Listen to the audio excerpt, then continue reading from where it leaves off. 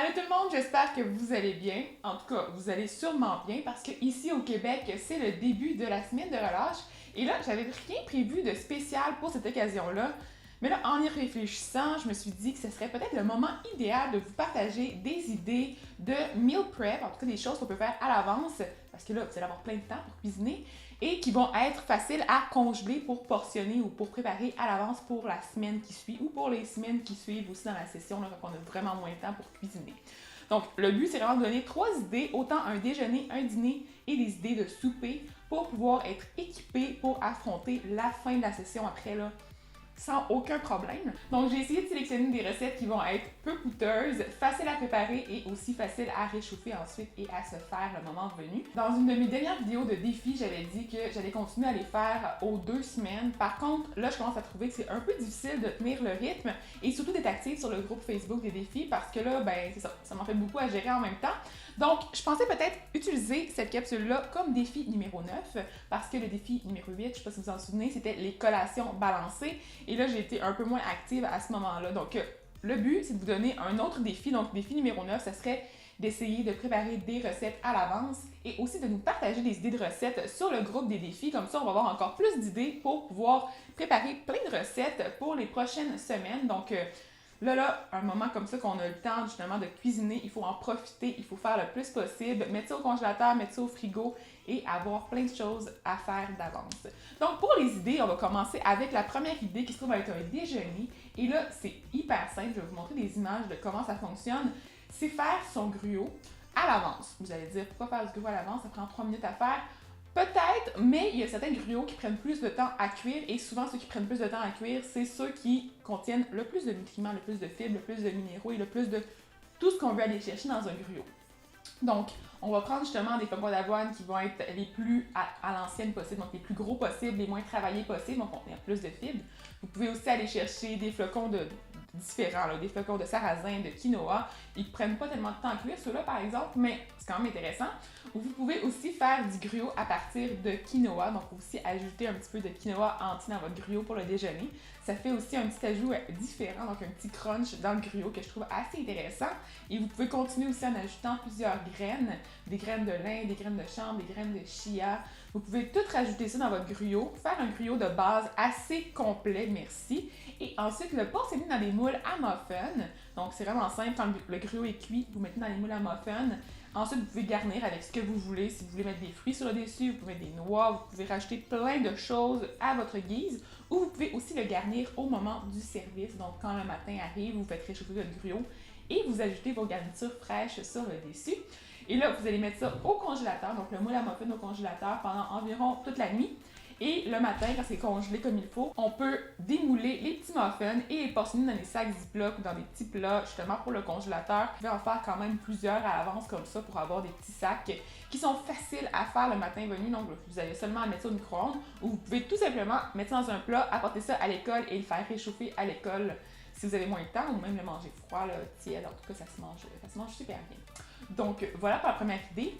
Ensuite, pour le dîner, je vais vous présenter une recette de hamburger qui est réalisée à partir de haricots noirs avec des champignons et aussi de la coriandre et plein d'autres épices. Ça, c'est une idée qui provient de Shopcakes sur YouTube.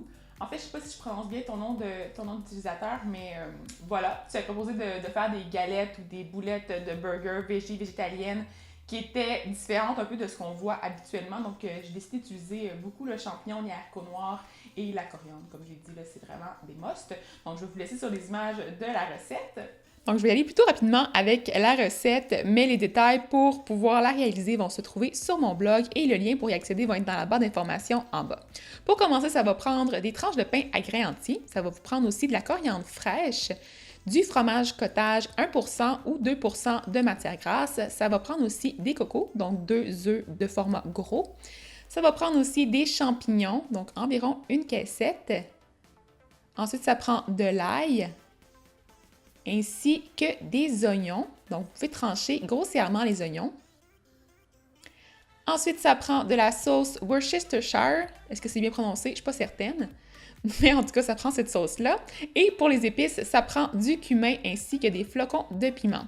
Pour commencer, vous allez pouvoir égoutter votre conserve de haricots noirs. Donc moi, j'aime bien prendre mon temps pour bien l'égoutter parce que comme ça, on peut enlever les résidus de sel qui se trouvent à la surface. Donc on évite d'en mettre trop dans notre recette si c'est pas ce qu'on veut. Et là, ensuite, on peut laisser ça égoutter. Pendant ce temps-là, on va mettre les champignons avec les oignons ainsi que l'ail dans le robot culinaire et on va hacher le tout grossièrement pour avoir encore des bons gros morceaux. Vous allez pouvoir voir sur les images. Le but, c'est vraiment de pouvoir avoir quelque chose qui va être encore avec de la texture parce qu'on va repasser ça au robot culinaire ensuite. Ensuite, on va préchauffer une poêle à feu moyen vif et on va mettre un petit peu d'huile d'olive dans le fond. On va ajouter nos champignons avec les oignons et l'ail. On va les faire sauter afin d'obtenir une coloration assez importante. Donc, le but, c'est vraiment de les faire griller. Donc, il ne faut pas trop les brasser au début. Il faut les laisser griller. Et ensuite, on va ajouter les haricots noirs ainsi que les épices. Donc, c'est vraiment important de faire rôtir les épices. Ça, on me le fait remarquer, mais c'est vraiment important de prendre un petit moment pour les faire griller comme il faut. Ça développe les saveurs et c'est vraiment meilleur comme ça. Ensuite, on va ajouter le tout encore dans le robot culinaire et on va mettre le fromage cottage avec les œufs, la coriandre. On va aussi mettre la petite sauce que je ne vais pas reprononcer une deuxième fois parce que je pense que je me suis quand même bien débrouillée la première fois. Donc, on va essayer de ne pas le reprononcer une deuxième fois.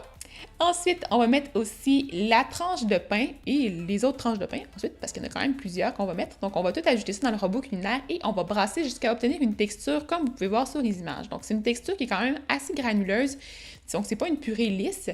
Et là, c'est ça, on va faire des espèces de petites boulettes avec ça. Donc, le but, c'est d'obtenir environ 8 boulettes égales et on va mettre ça au four. Pendant ce temps-là, vous pouvez préparer une petite sauce pour accompagner vos hamburgers si vous voulez le manger tout de suite. Si c'est pour congeler la sauce, vous pouvez la faire au moment de servir, donc c'est pas nécessaire de la faire tout de suite. Et quand c'est cuit, vous allez voir une petite croûte qui va se développer sur la galette et c'est super bon. Donc, la sauce contient la sauce sriracha avec du yogourt, c'est super simple.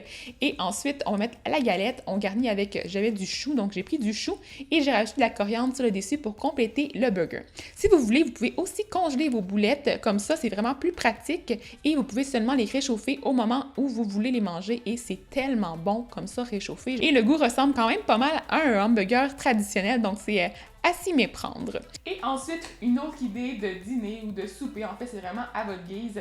Et là, je vais faire de la récupération de recettes que j'ai déjà. Je vais vous proposer de faire des recettes de soupe à l'avance. Vous pouvez autant faire les soupes à la mijoteuse, donc la minestrone à la mijoteuse que j'avais proposé. Vous pouvez faire aussi les potages, donc potage vide frigo, potage au brocoli avec du tofu et du fromage cheddar. Ces deux recettes-là sont vraiment super économiques. Donc, si vous êtes étudiant et que vous voulez vraiment pas que ça vous coûte trop cher, les deux potages que j'ai proposés sont vraiment hyper économiques. Donc, c'est vraiment des super bonnes solutions pour vous. Ensuite, il y avait aussi la soupe d'Alexandra à la soupe à la tomate. Il y avait plein de soupes comme ça qui se congèlent super bien, que vous pouvez faire à l'avance, que vous pouvez portionner. Donc, quand vous les mangez, c'est super simple. Vous faites un petit grilled cheese avec ça, vous faites une tartinade avec du pain, du fromage gratiné, n'importe quoi dans le fond qui va contenir un peu plus de grains entiers si vous voulez, si c'est un potage bien sûr. Sinon, si vous avez une soupe avec des pâtes, avec des légumineuses, ben c'est complet, c'est tout comme ça. Vous pouvez accompagner de petits craquelins de fromage si vous aimez ça. Donc c'est pas mal tout pour les idées. J'espère pas avoir parlé trop rapidement. Je suis assez intense aujourd'hui sur mon débit, désolé. Puis, dans le fond, ce que je voulais vous dire aussi, c'est passer une belle semaine de relâche. Profitez-en bien pour vous reposer et pour revenir en force pour la semaine qui suit ensuite. Et on va se revoir bientôt. Donc, restez à l'affût. Il va y avoir ma dernière capsule de soupe jeudi prochain. Donc, c'est la capsule avec Girly Addict, donc Catherine. Et là, ça va être une soupe assez différente, merci. Donc, j'ai hâte de vous proposer ça. Donc, dans les commentaires, dites-moi, vous, c'est quoi vos recettes que vous voulez faire en meal prep cette semaine, si vous en faites, bien sûr. Et aussi, mettez un pouce à la vidéo si vous avez apprécié les idées et abonnez-vous à ma chaîne si ce n'est pas déjà fait. Donc, voilà, c'est tout. Bye bye!